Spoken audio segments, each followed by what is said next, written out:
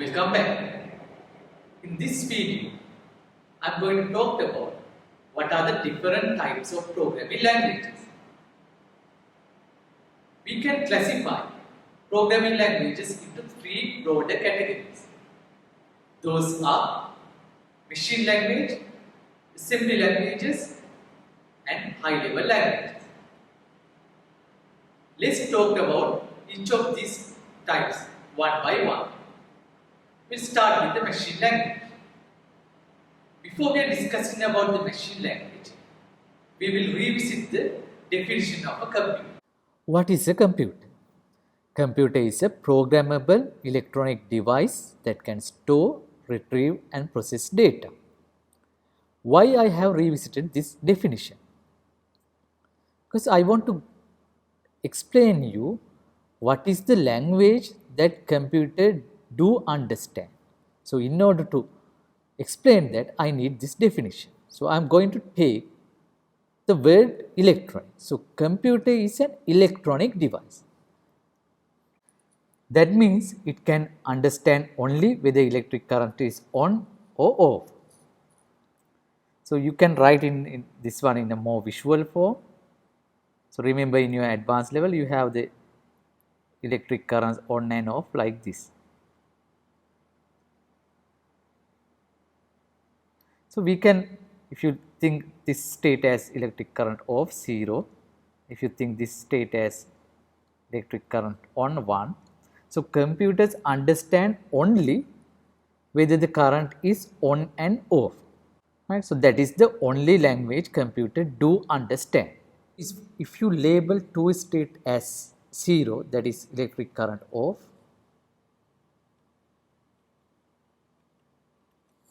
and the second state electric current on as 1, then computer understand only ones and zeros. So that is the primary thing computer understand. Computer do not understand other things. It understand whether electric current on or off. That means if you label that on as 1 and if you label as off as 0, it understand only zeros and ones. So that is the primary unit that computer will understand. So that primary unit we called as bit. That is the basic information that computer will understand. So bit is a binary digit. If you want to get something done from the computer, you have to give the instructions in zeros and ones, because that is the only instructions computer will understand. It cannot understand our decimal numbers. It cannot understand ones, twos and threes, four. It cannot understand those numbers. It can understand only ones and zeros. So if you want to get something done from the computer, if you want to perform a specific task in a computer, you have to write that instructions. You have to write those instructions using only zeros and ones. A language made up with zeros and ones we call as machine language, and that is directly the language used by the computer. If you want to write something, if you want to get something done from the computer, if you use in the machine language, you have to write those instructions in zeros and ones. So here's an example program. So think about this example. So you want to write this statement in machine language. So if you write that statement in machine language, so this is consists of only zeros and ones. So that is the primary programming language, or the primary language computer will understand, because computer is an electronic device. It understands only electric current is on and off. So in here we are going to label on as 1, off as 0. So if you want to get something done from the computer, you have to write those instructions using only ones and zeros. So that language we are going to call as machine language. So let's see the advantages and disadvantages of the machine language. First we will go through the advantages. The first advantage is it has fast execution, because that is the primary thing, that is the computer kind of a computer mother tongue. So that is the that is the language naturally computer will understand. So it has the fast execution of your task.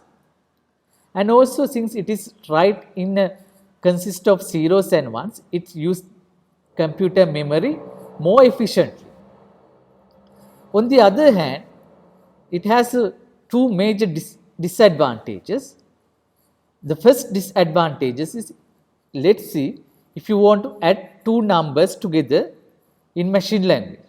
So you have to write something, you have to write those instructions made up from ones and zeros. But writing instruction set using ones and zeros is little bit hard. As a human, we might do mistakes when we are writing instructions using ones and zeros. So if you write 1 0 instead of 1, then computer will perform a totally different task. So that is why implementing a computer program using machine language is very hard. So we are not going to prefer to write programming in machine language. And the second disadvantage of the machine language is specific to the particular computer architecture or the specific to a particular computer manufacturer. So if you write a program in a, let's say, Intel computer, that program might not work in a HP computer. So that means your program is not portable. So it cannot move from one platform to another platform. So if you want to write the same program in HP computer, you have to start from the scratch and you have to write your program from the beginning to the all the way till the end. So that is why we call machine language is not portable.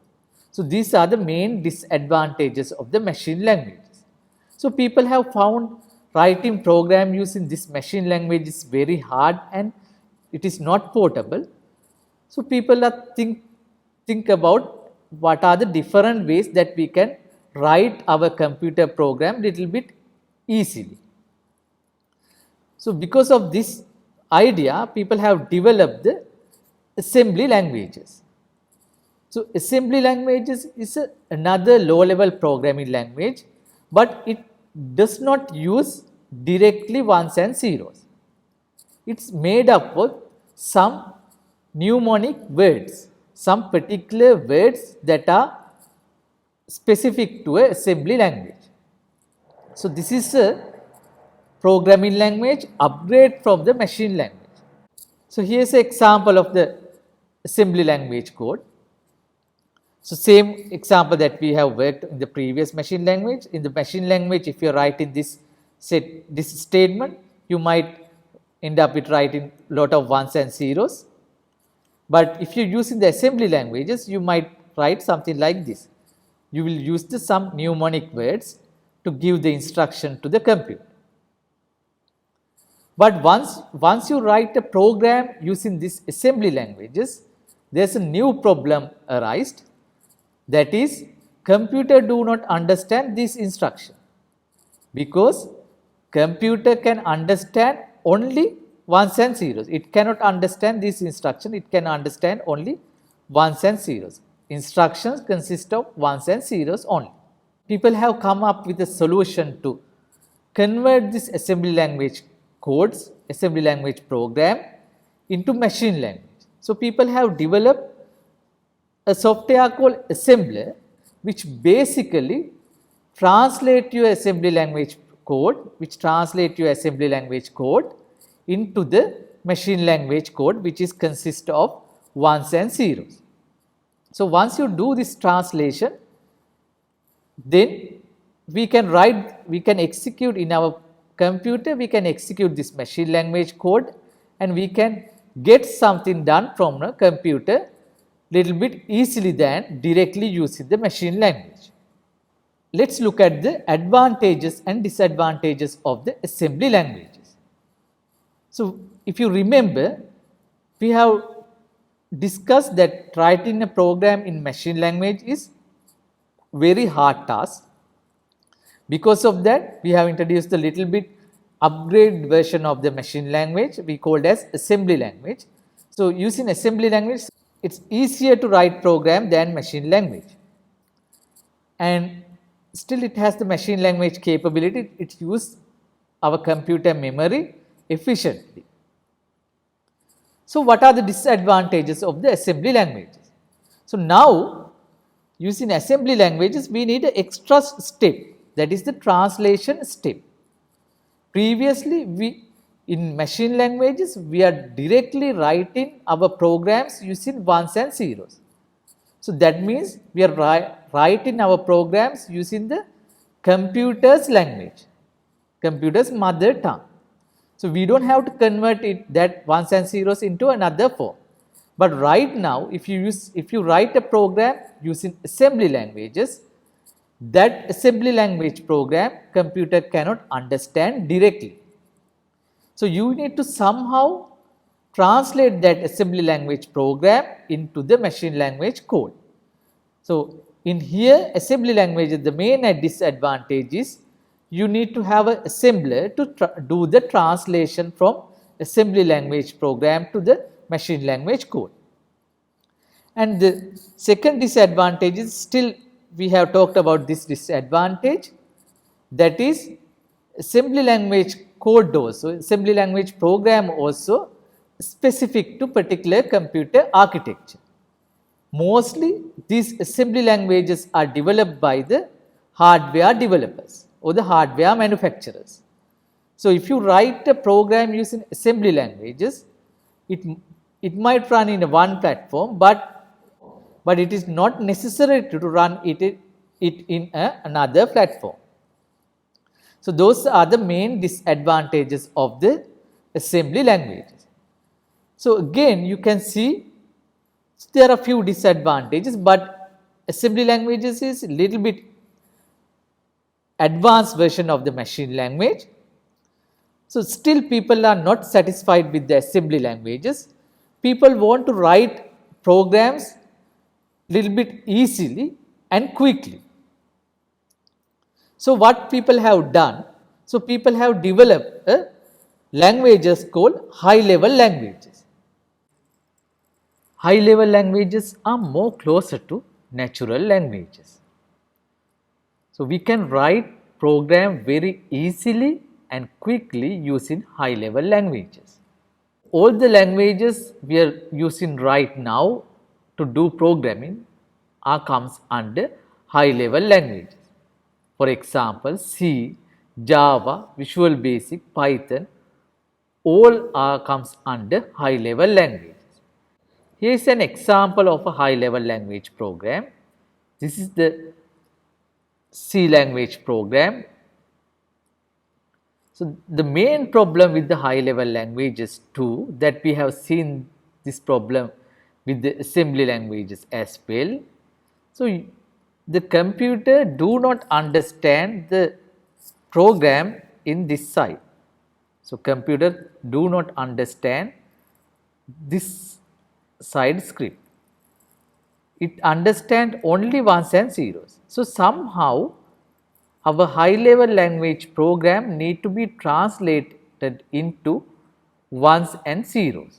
There are two different ways how we can translate a high level language program into a machine language program. The first way is the compilation. So, using compilation, we can translate a high level program into a machine language code. The second way of translating high level language program into a machine language code we call as interpretation. So, both either compilation or interpretation will translate high level code into a machine language code. So, usually we call this high level code, high level language code, we usually call as source code. Let us see the difference between the compilation and the interpretation.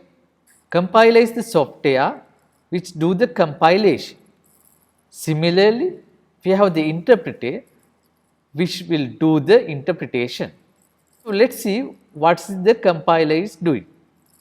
So compiler will translate entire program into a machine language code before it executing any of the instructions. On the other hand, we have another piece of software we call as an interpreter, which will do the interpretation. Interpreter will translate a high level program line by line.